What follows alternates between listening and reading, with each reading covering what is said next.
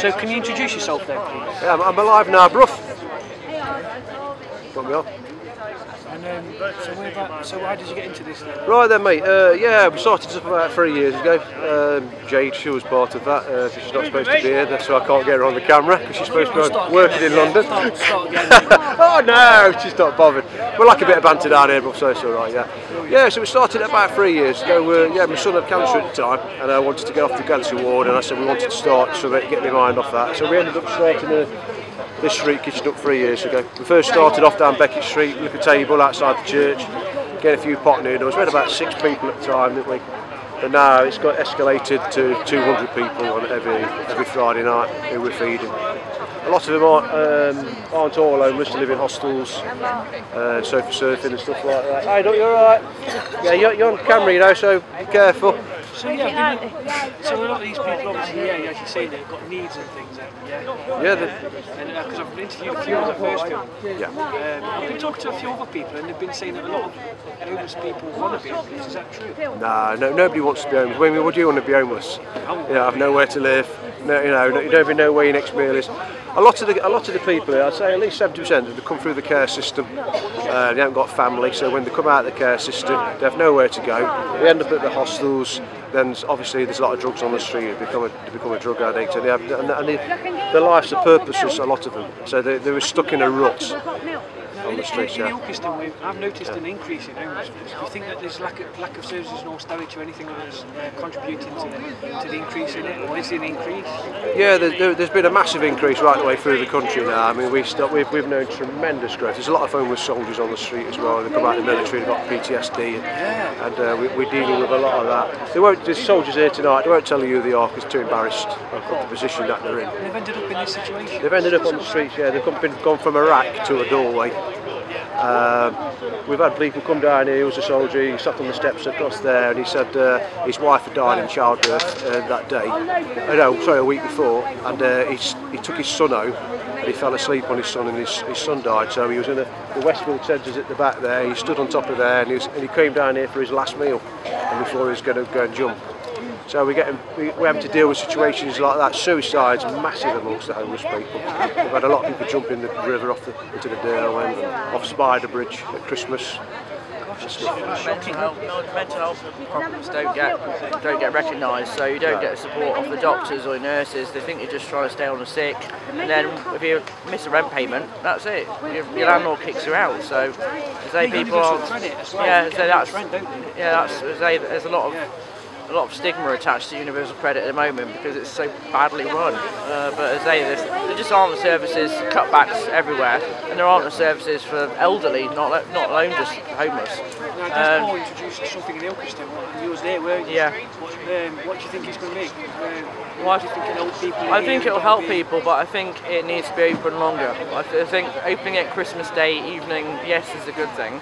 Christmas Day? Christmas Day. I thought it was December month. No? Christmas Day evening it's supposed to be opening until February the 14th, which is what they reckon is the other loneliest day when people feel down. So I think personally they need to open it longer, earlier, because the colder nights are a lot earlier, and overflow from Derby, it would be handy to have something for the Ripley area, sort of Ripley, Long Eaton, other areas, because obviously Derby is a city and there are a lot of homeless here, so there are limited beds, so having somewhere in Ilkeston would be quite handy. And there is a homeless problem in every town. It's just hidden. People sleep in doorways, in backyards. It's not always visible. Yeah. We've had, we know the statistics. There's over 10,000 soldiers homeless in the UK, and that's the statistic. Well, we know there's more than that because there's a lot in the prisons because they come in the streets and they end up in the prison. So there's a lot more than that. But there's at least 200 around Derby, here, there, and everywhere, scattered about. I think the main cause of such high levels of, because there's figures. I was looking at the figures today on the on the UK figures, and they're saying that there's only about 3,000 people on a lot homeless. That's got to be surely too low. It is low. As you can see, if you just want to pan your camera around a little bit, there's about 8 people here. We'll feed at least 200 people here tonight. And it's only just started the street kitchen. Are actually physically homeless. There's probably about another 30% sofa surfing or crashing on friends' floors. The other 30% are in hostels and night shelters. What kind of dangers are homeless in as well? Well, there was a girl down last week that said that she'd been attacked 3 times while she'd been sleeping. Women are particularly more vulnerable, obviously, than men are, but there's assaults on men. We've had one girl, she comes down, she might be down, if she comes down in a bit I'll get her on, but she was raped the other week by 5 men up the top of Normanton in a tent. I was trying to talk about lack of services as well. Where there's nothing, is there? Not really much. It's very limited because you have to have an email address or have a phone number or a referral from a doctor. How do you register with a doctor when you've got no address? So how would people come off the streets then eventually? Well, if you can manage to get a social worker or get to a doctor's or refer you to someone, or you can get an email address and you can check your email for when your appointments are, then great. It's really difficult. But it's very difficult for people to say, if you can get into a hostel, then they do have support staff and support workers in the hostels that can build a case or help you. I mean, Jane's a perfect example that she had a caseworker and she's managed to get a flat, and now It took her 7 years. But it's taken a she long lived on the time. street 7 years, Jane did, to How is get it funded? Who helps? Where's it coming from? The support? Well, Milestone House was council run, wasn't it? Padley is run entirely on donations and contributions from people. We're entirely run on contributions. On volunteers coming and helping out, people fundraising. So we're trying to fundraise for a catering wagon at the moment, so that in winter we can cook. It's easier to cook food in a catering wagon instead of just cooking on the tables here when it's raining and windy. Blow out. We're after a burger van so we can feed them quicker. I mean, eventually we want to when it become a charity, we do hope to get a few charity shops and put some of these people as volunteers in it and give them a room above it and get them off drugs as well, because drugs is the big problem down here. If you're on the street, people take drugs, end of. We've had doctors' sons down here take them. It helps them get through the night. It's just a way of getting it numbs your mind. On the day, Sorry, would you like to say something? Well, you just said it helps people get through the night. It helps people through each day, night.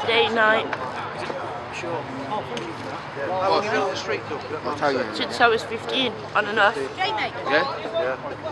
Yeah? I'm 32 now. And I've been like really ill in between. I mean, where I've had pneumonia 3 times in 7 months, been in intensive care and a line in my neck, line in my shoulder.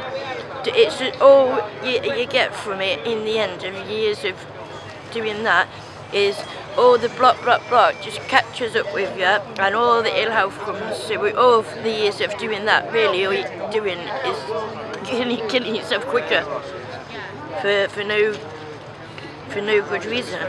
People need help, rehab, so they get accommodation. They need health help. There's been a curfew. They're not allowed to go this side of the border, are they? That's why we had to move the street kitchen out of central of town, wasn't it? Because we weren't allowed to operate in town because we wanted to keep the homeless people out of the city centre. Clean the city up. Make sure it's tidy. The shop is down. Especially for Christmas. Last Christmas we got really busy. There were a lot of people going to prison because they were obviously begging and they didn't want the Christmas markets, people to see people on Mamba or drugs or homeless. I've noticed. I was talking to a girl on my first video, and she said that she quite liked the idea of being in prison. Well, you get 3 square meals. You get, you can do your qualifications. You're considerably safer. I wouldn't say you're safe, but you're safer than being on the street. You can actually put your head down at night and sleep. So a lot of people do reoffend. People do reoffend so they can get back into prison because it's the lifestyle. They'd rather be in a warm, dry cell. I've often thought if I could come home, I said I'd rather be in prison than out on the street. Yeah, unfortunately that's the sad situation of people do turn to crime or get arrested purely so they can have a roof over their heads. When it's -3 outside and you get done for begging, and they say they're criminalising begging now, so how are people supposed to survive? And would you say that there's a community of homeless people? Do you think there is a community. A lot of these people do know each other. Jane, she's been on the street. She was on the streets for 7 years. The girl that's helped serving the coffee, the the one on the left-hand side. She was on the streets for 7 years, and she's obviously managed to get into Padley House and managed to get a mentor and sort of get some support to help her get a house and get counselling that she needed. But she knows, obviously, from being on the streets in Derby for 7 years, she knows a lot of the faces. So she's our go-to person if someone's trouble or someone's causing an argument or someone's playing up.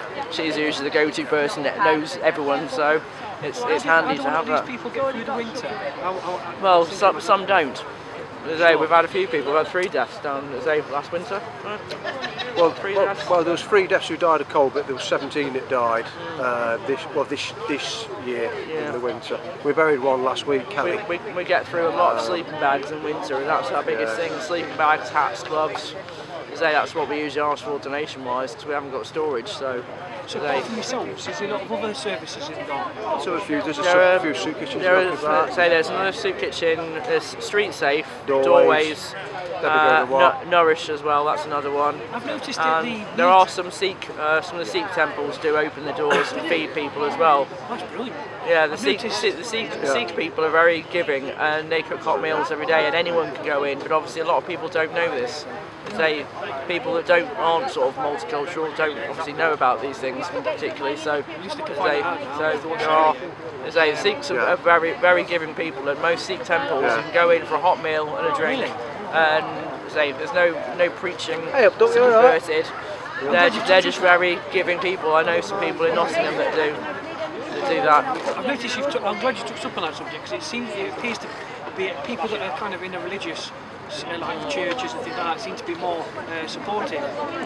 Like with the church in Ilkeston, for instance. Yeah, they're at the back of it. Are you finding that a lot of churches do that, or is it just that one art? Is it just it's quite good. Pastor Johnny comes down. Yeah, but we have a friend, Pastor John, that comes down. He does work with the homeless, doesn't he? He's been doing 11 years. He's a good guy. What would you two both like to see then in the future, would you say? What could be easier access to rehab and rehabilitation, and getting them off the streets after they've been rehabbed, into bed sits, getting them back into society and back with the families and children. And because a lot of these have got kids, they took the wrong turn in life, a lot of them have, and they just need a nudge in the right direction. Not to be judged. Because a lot of these guys, everyone looks at these guys and judges them. No, they think this and that. I mean, I've had friends and family say, oh, this and that, they say terrible things. You say, at the end of the day, there's somebody's son, there's somebody's daughter. And when they die, we go to the funerals, and it's devastating for the families. I'm glad you said that, because in the first video that I did, I was talking about how myself, being quite judgmental about people in difficult situations. And I've done a lot of this to try and open my own mind as well, to better understand why people are in these situations. I mean, I've got very good education. My family quite wealthy, very good education, private school. I've had all the right tools. So luckily, when I've been homeless in the past, I've been able to work my way out of it because I've got the education, the know-how, the knowledge, and the strive to want to do something. Lack of education is one of the biggest issues as well? I think a lack of knowing how to get help. I mean, obviously, a lot of the people down here, I don't know how many people can't read and write very well, or have dyslexia, and haven't had the support through school or through education to be able to know how to ask for help. There's a lot of mental health people down I think there's a lot of problems with people knowing how to ask for help. A lot of people don't want to admit there's a problem. On drugs, you don't want to admit you've got a problem. Alcoholics don't want to admit they've got a problem. So I think being able to know how to ask or where to go for these services is obviously needed, but also the stigma that goes with the fact that, oh, every homeless person's on drugs. No, they're not. All right, mate. That's the worst stigma is everyone walks past someone and... I want to speak to you. Okay. Do you want to be on camera? Yep. Okay. Yep. This is on television. Sorry? No, it's all on the internet, on YouTube. Yep. I promoted the street run in Aussie Road 6 years ago. If it hadn't been for me, it's been shut. So there's been things shutting down? Yeah. Yep. But these people do a damn good job for this. Are you homeless then, sir? Pardon? Are you homeless yourself? Are you homeless yourself? Well, I'm not homeless, but I've got no money to get electric or anything. The times are hard and we're struggling with everything. Sure, yeah, I agree. Yep. I'm unemployed myself, to be honest. So it's wanting support myself in a lot of ways. I have to do I'm doing a lot of this voluntary, you see, to try and get the the word out there. Is there anything you'd like to tell people on YouTube about what you think things could do to be improved, what things could do to be improved? Look, Just got to keep out of a distance. but now, when this year 20s, there's no need for homeless people. I've been on about today. It's dirty houses. All the council want to do is chuck you out. Yep, and they should. People sleeping both, sleeping on the street. In this day and age, I don't think there's no need for that at all. No, I agree with you there. Yep. It's getting worse as well, isn't it? It is getting worse, yes. Especially with austerity and all cutbacks and everything else. Yep. What's your name, sorry? Nigel Patrick. Well, thank you for the interview. Yep. I'm just going to go around with other people to see if I can get what they've said. Yep. So thank you for that. That's brilliant. Yep. Bye, thank you. Yep. Take care. Yep. Okay, everyone. For YouTube, this is Goodwill. We're going around and just filming different people. Okay, hopefully you can hear this. See this? You just look around, eh? So this is one of our volunteers, this is Gerard, there's a Paul's volunteer, Dave, quite a few of these are all volunteers, but at least we've got more volunteers around this corner than, yeah, some of us just sort of stand around and chat. Let's go and get this guy eating here, but he's okay with that.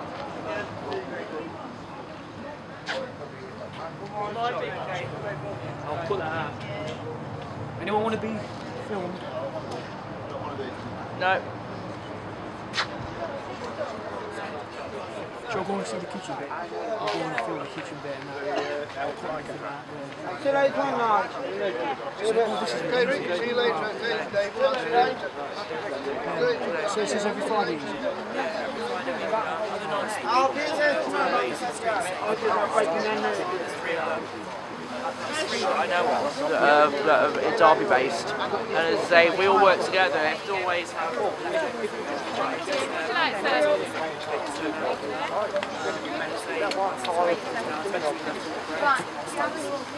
So we all help each other out. We've had a donation from the Padley Centre today, which is a homeless shelter.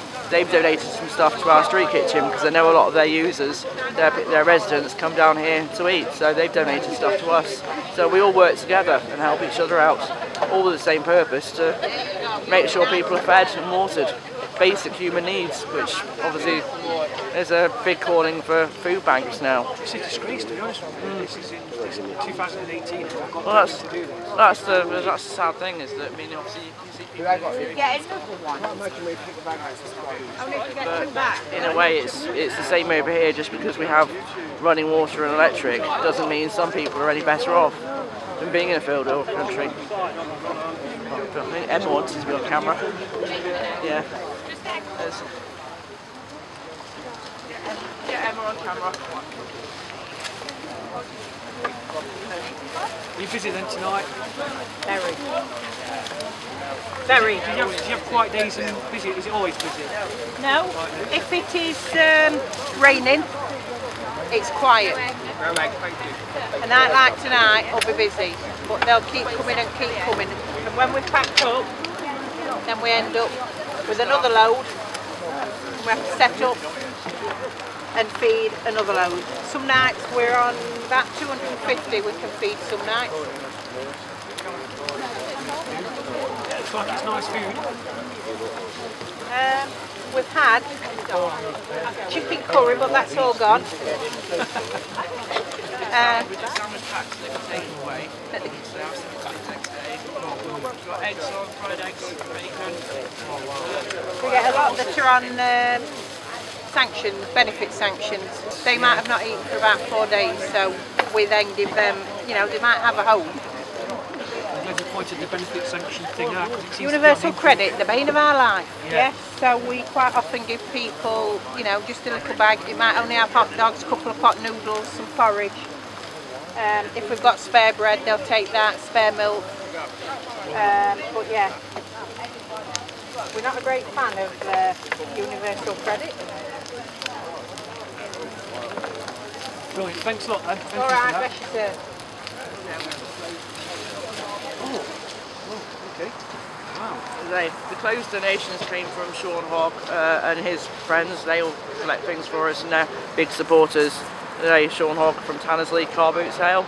As him and a lot of his friends rally round and bring clothes donations, and we've had cups and burgers and food from them as well. And as obviously Barlow's Butchers donates meat to us. That's where all our meat comes from. Greg's as well, we get things from them.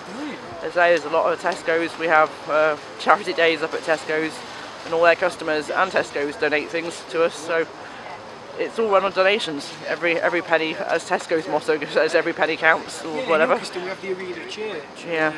They provide a meal to people, I think twice a week. And yeah, I think that's all they do. I'm not sure. I would like to get more about Arena at some point, but I think what you're doing is incredible. Is there any other things you do for them some other days, or is it? Well, we predominantly do Friday nights because there are 3 other street kitchens that do different nights of the week. So we don't want to encroach on anyone else's sort of territory as such. But obviously Friday suits a lot of our. Obviously most of us all work, so Friday night is a good night for us to do without having to rush home from work. I noticed at the meeting in Ilkeston, the police don't seem to like this kind of. I'm not sure. No, they don't like people. Through what these are tonight, and we had some candy floss and bags of sweets. Oh wow! Yeah. And these are from a young lad who lives in the village. We did a fundraising event to raise him some money for a new wheelchair. And these were left from the fundraising event because they live in South Normanton, where we're from. They contacted us and offered them all for us to bring down for homeless people. So it's okay for people to donate then? So if they see Yes. the video, if they want to get involved and donate to your cause, Yeah. who would they contact for that? What's it called? If they contact us via Gears of Goodwill. Gears of Goodwill? Yeah, on Facebook. Oh yeah, okay, yes, Facebook, Gears of And you Goodwill. can usually find us on there, can't you? Yes, we've got a Facebook page. We have got a website as well. Thank you for that.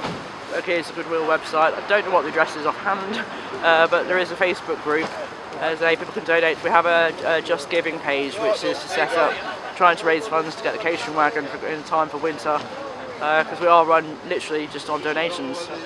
Oh, excellent. And so what was you going to say about the police earlier on? The police don't like congregations. They don't like mass gatherings of people, and they always think there's going to be trouble. They obviously, with the Drug Association and Alcohol Association, mental health, they do. Homelessness is associated with all 3 of those things. So unfortunately, there's a general stigma from the general public and people anyway. But obviously, there is the police aren't keen on this on things being set up because it can incite fallouts between other homeless people. If someone's on drugs or someone takes a sleeping bag that someone else wanted. We have had little scuffles down here, but nothing that our chaps haven't been able to calm down or sort out. Everyone falls out in life. It's just one of those things. But it's how you resolve it. Usually we have a lot of guys just dotted around that look like just standing around doing nothing, but they're usually chatting to people and just having conversation, just being here to listen to someone. So that's a big part of what we do, is just chatting to people and making them feel human. Some people come down, if they've been sat in the doorway for 3 days, not eaten, not drank, haven't spoke to another person, had a civil conversation with someone for a long time. So coming down here, they get to have a hot drink, hot meal, talk to people and actually feel like there is hope. Yeah, there is a future. I like to think so. I was asking a lot of people in the first video if they had hope for the future. Not all of them do. They're quite positive about it, hoping that their futures will improve and get better. Yeah, I think the homeless community itself is quite close knit and they do support each other a bit. But obviously, if people like us can help and can encourage them to point them in the right direction for some services. I mean, obviously, Padley House does have its own sort of referral people. If they can get into a hostel, there are more access to help if you can get in somewhere. We don't personally refer people as such, but obviously we point them in the right direction or try and help them to get where they need to be going. Okay, lovely. So, what's your name again then? Jade. Jade. And what was the guy I was talking to? That's Mark. Oh, is this him now? No, that's not Mark. So yeah, okay, well thanks a lot for tonight, and what I'm going to do is, if possible, just take some photographs next. Yeah, that'd be great. So I can, hopefully before the film's published, I can cover it on Facebook and everything. Yeah, that'd be great. And if you want, you can always add me Shelley into it. Yeah, my Christian name's Shelley. So yeah, I'll have to add you if possible, and keep in contact. So keep doing this if I possibly can. Yeah, because I live in Long Eaton. As I wanted to help out with the night shelter. I used to live in Ilkeston. And I spent 8 years living in Ilkeston.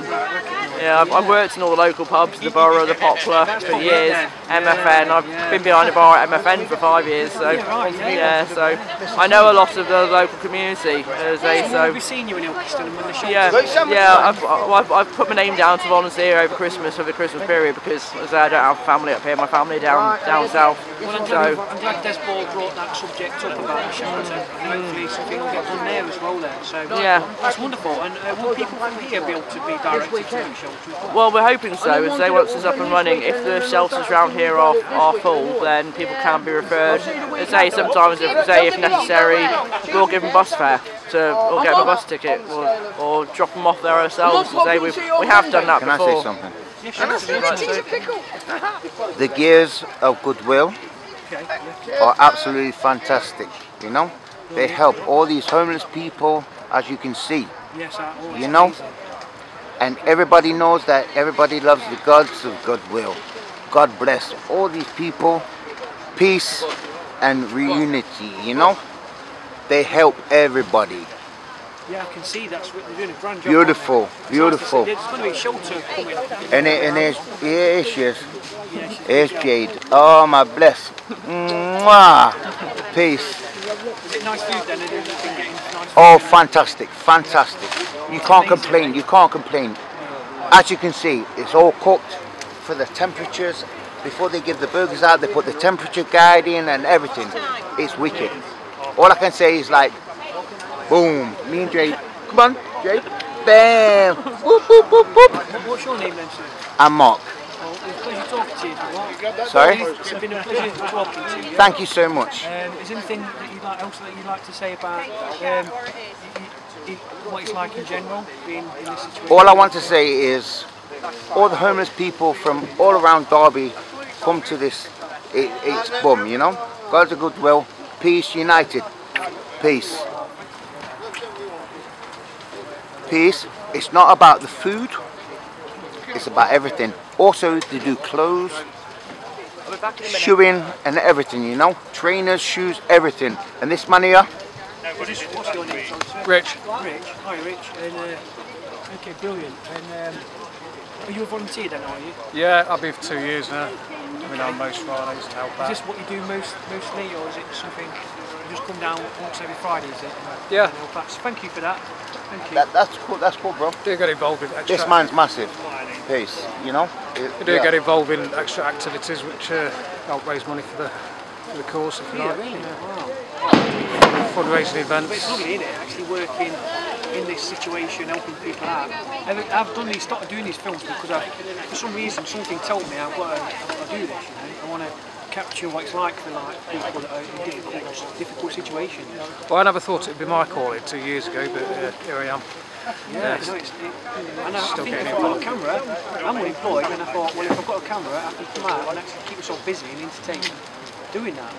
So, yeah, it's been brilliant. The chap from Cannon Trust is down as well. Oh, really? Yeah. Really? Oh, that'd be great. Do you want to film them?